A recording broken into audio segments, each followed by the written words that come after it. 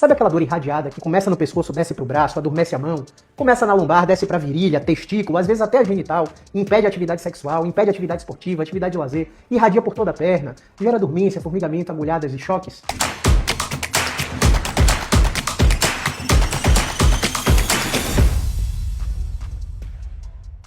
Pois bem, se você tem esse tipo de dor, fica até o final desse vídeo que eu vou te explicar o que você precisa entender para melhorar desses sintomas. Primeiro vamos entender o que é curso clínico, ou seja, qual é a história natural de um problema. E eu gosto sempre de dar um exemplo muito simples. Você me viu de máscara. Pessoas que estão gripadas têm tempo de história natural para melhorar. Isto é, se pegar 10 pessoas, dividir em dois grupos de 5, dar remédio a um grupo e não dar remédio no outro, de 7 a 15 dias, os dois grupos vão melhorar do resfriado, da H1N1 se não evoluir para uma pneumonia, da virose, não é mesmo?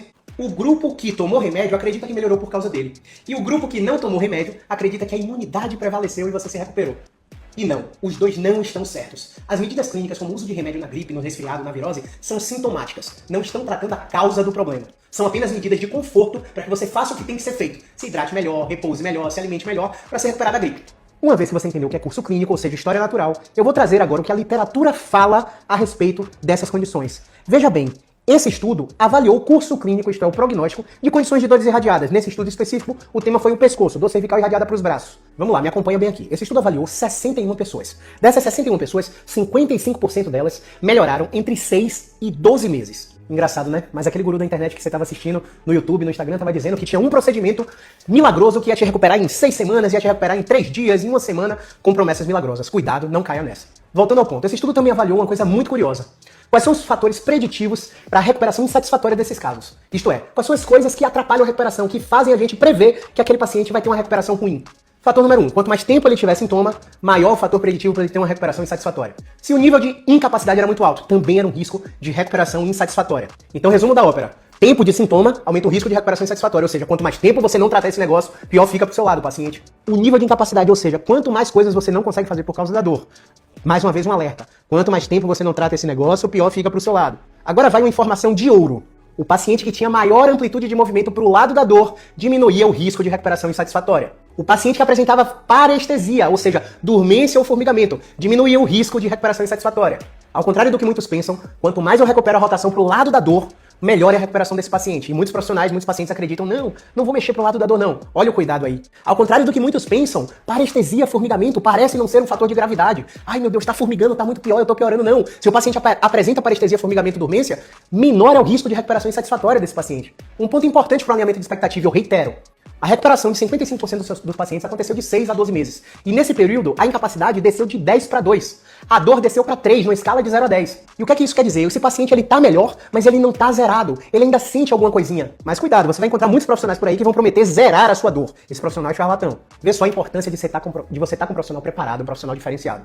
A conclusão desse próprio estudo cita uma outra pesquisa, veja aí, a pesquisa do item 7. Eu fui lá nas referências ver qual é o estudo do item 7 que esse artigo menciona, já que o artigo botou uma recuperação de 55% dos pacientes e às vezes a população pode entender que melhorar mais da metade das pessoas ainda é uma melhora muito pequena. Apesar de ser uma melhora gigante, eu prefiro trabalhar com números que deem mais esperança para os meus pacientes. Por isso eu fui buscar o artigo do item 7 e olha só o que ele mostrou.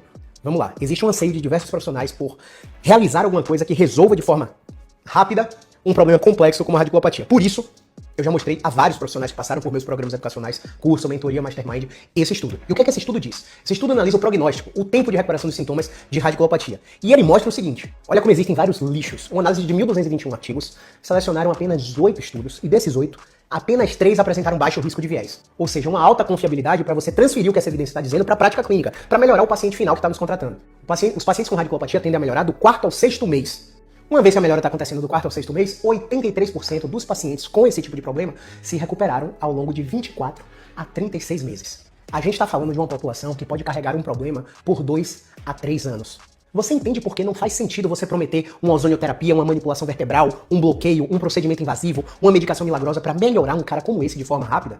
Assim você vai criar uma série de frustrações na cabeça desse paciente, que vai aumentar a ansiedade, preocupação e fatores psicológicos que vão criar barreiras de recuperação para esse paciente recuperar da incapacidade.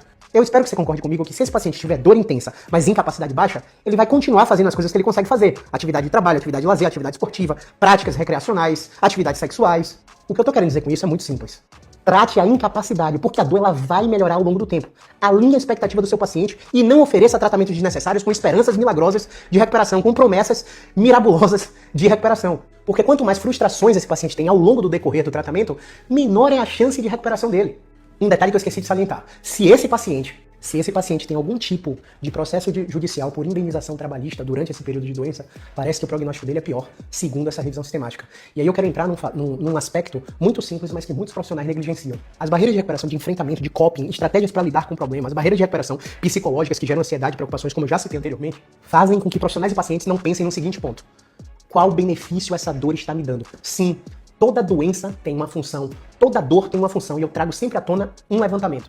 O levantamento de que aquele paciente que está sofrendo com dor, ele tem mais atenção da esposa, do marido, do filho, que não vê há muito tempo, é aquele neto que fica mais perto da avó quando a avó está doente. Então sempre se questione, meu Deus, qual é a utilidade clínica que eu estou tendo benefício de estar com esse problema? Porque esse benefício é inconsciente a muitos pacientes. E às vezes, não é que o paciente não queira melhorar, mas ele vê que se ele melhorar, ele pode não receber a indenização que ele tanto está almejando. E isso constitui uma barreira de recuperação para que o paciente tenha sucesso no tratamento. Então vamos para algumas atualizações muito importantes sobre o tratamento multimodal dessa condição. E gente, quando eu falo multimodal, eu quero dizer que um profissional só não vai dar conta do recado. Provavelmente você precise de mim como fisioterapeuta e de um médico da dor, de mim como fisioterapeuta e de um psicólogo especialista em terapia cognitivo-comportamental, e por aí vai. O profissional que te avaliou precisa saber te direcionar quando você precisar de outro profissional em tratamento em conjunto. Ele não pode bater no peito e dizer eu resolvo, porque na maioria das vezes vai dar merda. Quando a gente fala de tratamento de uma dor neuropática, de uma dor irradiada na perna ou no braço, a gente fala de medicações e não fala de medicações que são analgésicas e anti-inflamatórias para esses pacientes. A gente fala de antidepressivos até específicos, de ação dual às vezes, de ação tricíclica. E aí a gente encontra uma barreira muito comum no paciente. Eu não tenho depressão, não vou usar antidepressivo para dor. Olha só o que essa revisão Cochrane falou. Essa revisão Cochrane visou avaliar os efeitos analgésicos do uso de antidepressivos em adultos com dor neuropática. E uma análise de 61 ensaios clínicos controlados, randomizados, com 3.293 pessoas, notou que... Calma. Primeiro você precisa entender o que é NNT, número necessário para tratar. Vamos lá, para um tratamento ser bom, ele tem que ter um NNT baixo. Exemplo, se o NNT for de 1, quer dizer que esse tratamento beneficia todos os pacientes. No entanto, na prática, a maioria dos tratamentos tem um NNT acima de 10. E essa revisão Cochrane que eu acabei de falar aqui com vocês, ela achou um NNT de 3 para medicações antidepressivas para o tratamento da dor. Uma das duas medicações citadas é a amitriptilina e a venlafaxina. E o que é que eu, fisioterapeuta, tenho a falar a respeito dessa droga? Apesar de não ser médico, as evidências e as diretrizes clínicas informam quaisquer profissionais. Se você for engenheiro e souber ler inglês, você vai ter acesso a essa informação. Gente, eu não preciso ser médico para saber disso.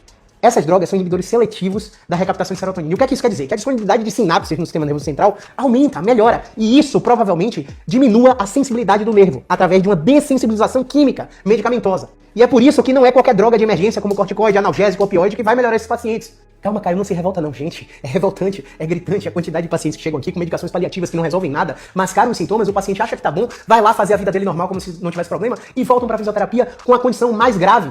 E eu ouço dor de ruim, sabe por quê?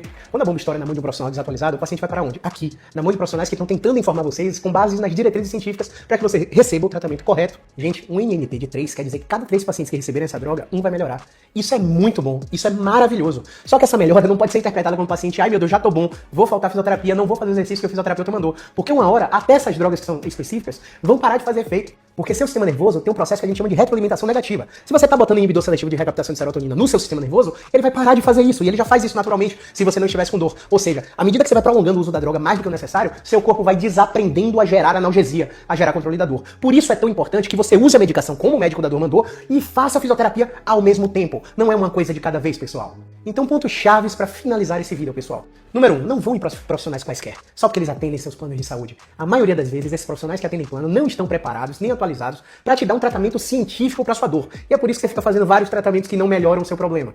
Item número 2, remédio, remedia, já diz o nome, não trata a causa do problema. Por isso, se você tiver que usar remédio, é fundamental que você esteja fazendo fisioterapia baseada em evidência junto.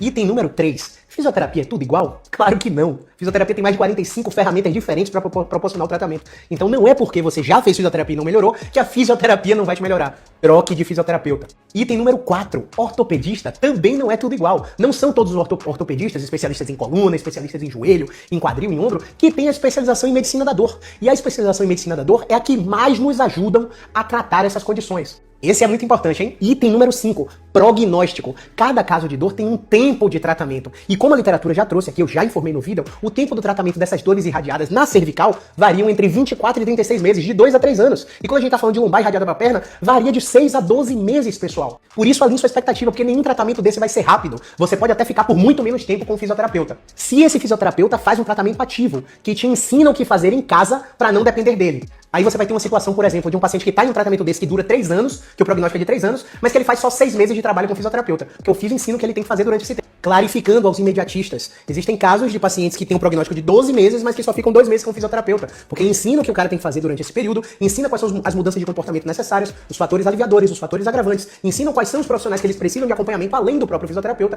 para que o paciente obtenha autonomia e autogerenciamento do próprio problema. Isto é, para que ele não precise de profissionais de saúde para melhorar.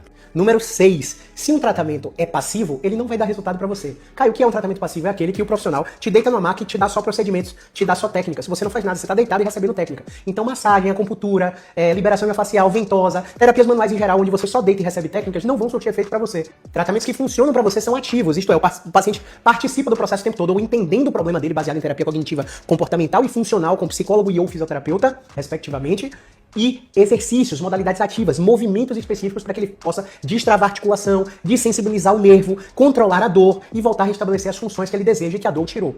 Item número 7, esse sem sombra de dúvidas é o que mais dá trabalho, é a característica episódica e recorrente desses sintomas de dores irradiadas. Caio, mas como assim? A sua dor vai se comportar como um eletrocardiograma, vai ter picos e vales o tempo todo. Quando você estiver no pico com muita dor, você não vai querer fazer nada. Tá errado, tem que fazer tudo que der conta e tudo que o fisioterapeuta orientou. Repouso não é tratamento para dor. Quando você estiver no vale, parecendo que nunca teve nenhum problema, você vai querer exagerar, você vai querer caminhar, vai querer fazer tudo em casa e tá errado também. Você tem que continuar fazendo só o que o fisioterapeuta mandou e fazendo só o que seu corpo der conta. Não é para exagerar quando estiver sem dor. Por último e não menos importante, item número 8. Sua dor vai voltar. Pessoal, ela vai voltar. Não é questão de se, é questão de quando voltar. E quando ela voltar e você não estiver mais em tratamento nem com médico, nem com fisioterapeuta, nem com psicólogo, o que você vai fazer? É aí que você vai descobrir se o profissional que você procurou para se tratar realmente é atualizado. Se ele é atualizado, ele te preparou para esse cenário de quando a dor voltar. E você vai saber exatamente o que fazer para controlar o sintoma sem procurar ele de novo. Então, expectativas alinhadas? Encaminha esse vídeo para quem tem dor irradiada. Aquele vizinho, aquele familiar que tá sofrendo com dor irradiada do pescoço pro braço, da lombar pras pernas, da lombar pra virilha, pro joelho. Encaminha esse vídeo porque assim a gente ajuda cada vez mais pessoas a buscarem os tratamentos corretos para suas dores crônicas e a não realizarem cirurgias, procedimentos desnecessários que só vão aumentar a frustração, a ansiedade, a preocupação, já viu, né? Vai ficar no ciclo vicioso da indústria da doença sem nunca melhorar, desesperançoso e por aí vai. Conto com você. Se inscreve no canal para não perder nenhum vídeo, ativa as notificações de publicação, porque todos os dias tem vídeos novos aqui no canal. Ficou com alguma dúvida? Gostou desse vídeo? Comenta aqui embaixo ou vai lá na caixinha de perguntas dos meus stories. Todo dia tem caixinha de perguntas e a gente gosta de responder as dúvidas de vocês através do vídeo, beleza?